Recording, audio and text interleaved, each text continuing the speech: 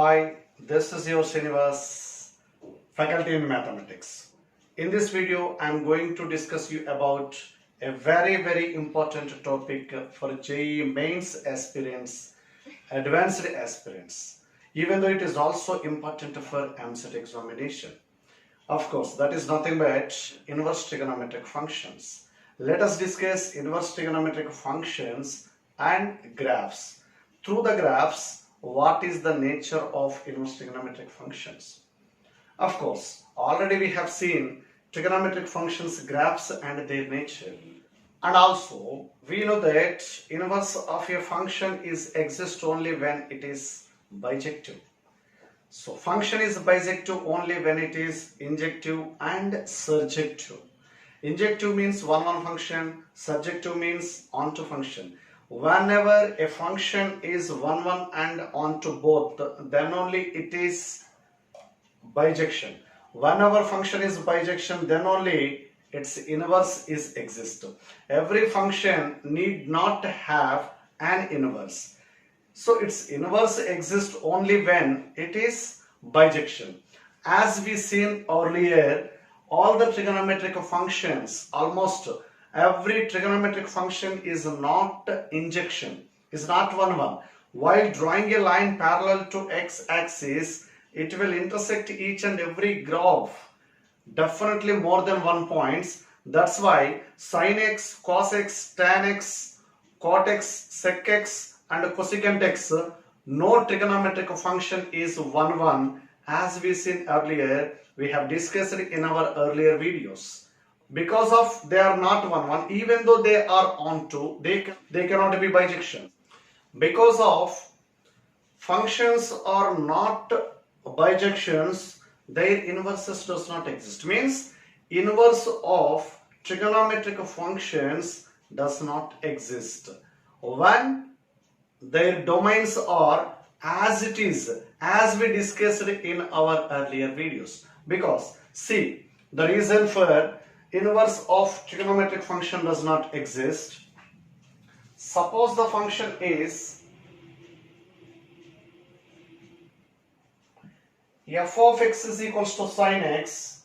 Already we have seen its domain is R and range is closed interval -1, 1.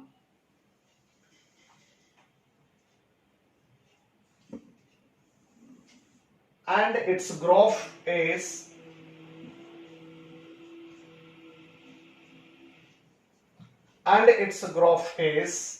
like this.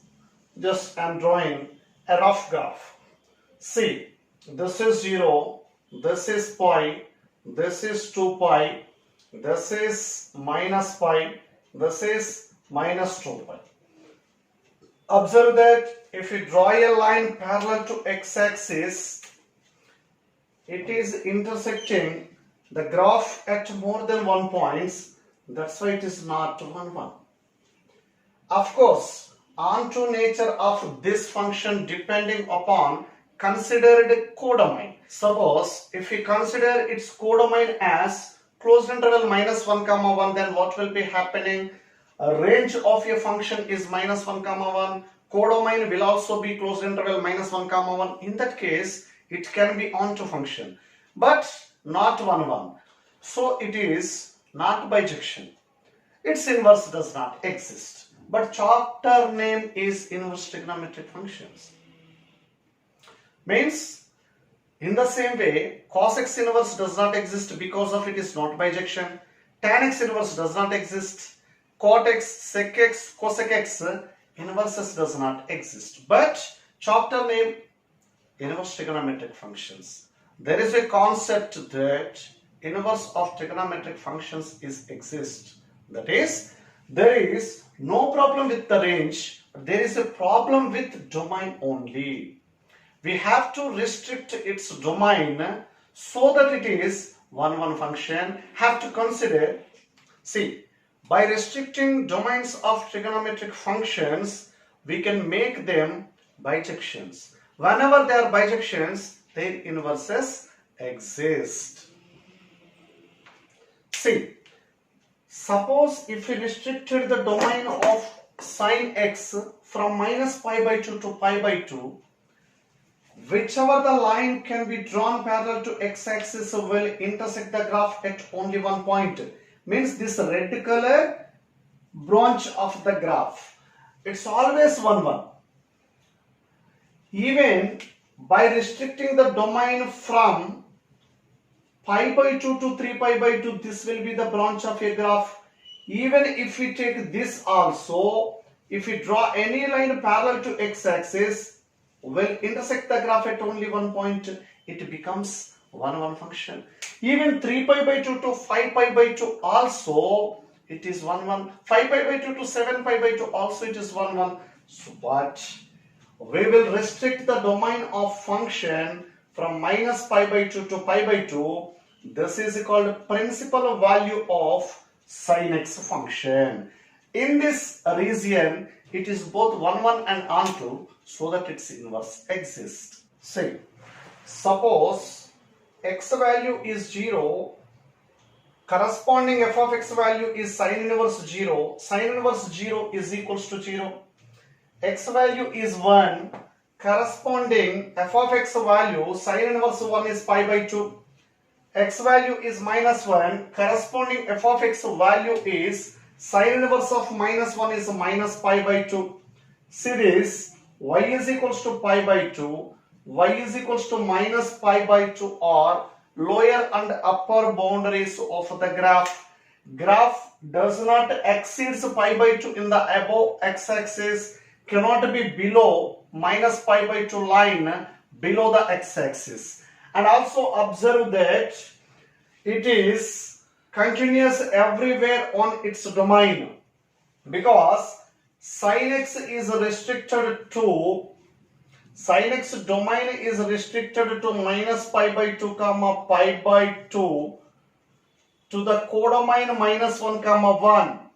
Then sin inverse x exists whose domain is the range of sin x, whose range is the domain of sin x. So this is domain, this is range of sin inverse x, and also observe that it is continuous everywhere on its domain. It is differentiable everywhere except 1 and minus 1. Why? Because at 1 it has discontinuity nature, at 1 derivative does not exist, means whenever it has sharp edge or point of discontinuity, at those points it is not differentiable.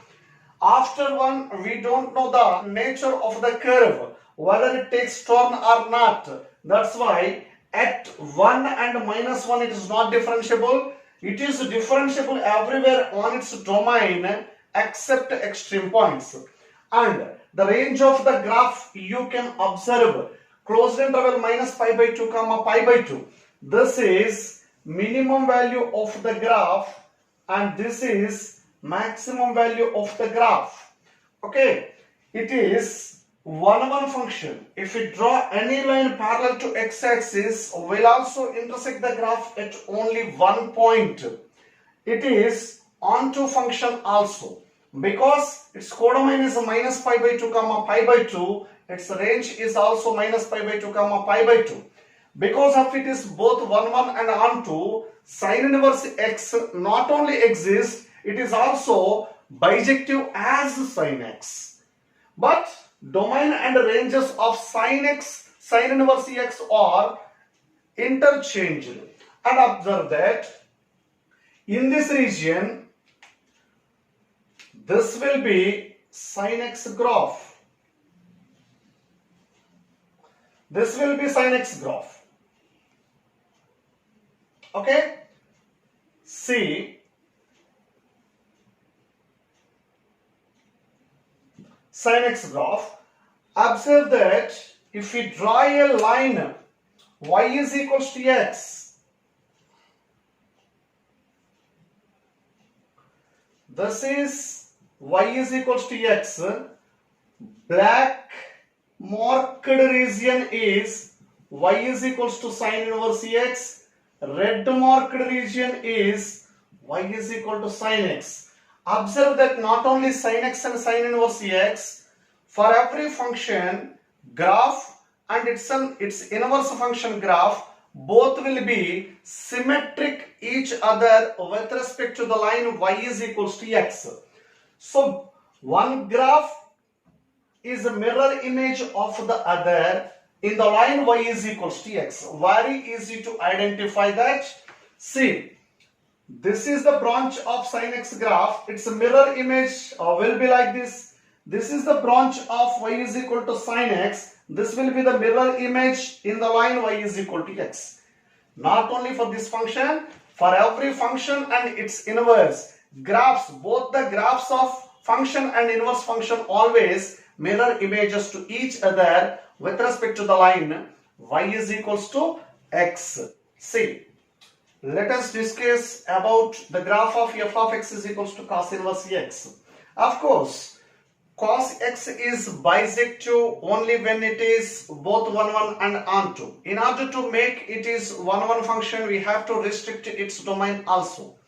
By restricting its domain from capital R to the interval close to 0 comma pi, it becomes 1 1 function.